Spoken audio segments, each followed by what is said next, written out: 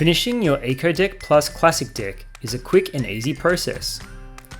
Our Ekodeck Plus Classic range is the same colour and consistency all the way through. This allows you to work it just like timber.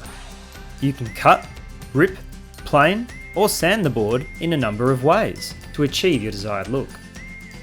To finish your Ekodeck Plus Classic board, you will need a circular saw, straight edge, some clamps and some sandpaper.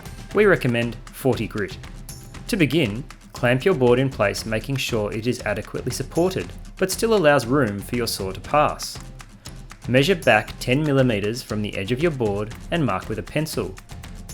You can now use your circular saw to rip the groove off the board. With the groove removed, this will leave you with a square edge to finish your deck.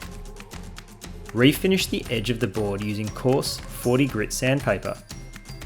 Now that you have made your edge board, you can continue to install it. This can either be done by using angle brackets for a concealed look or top fixing.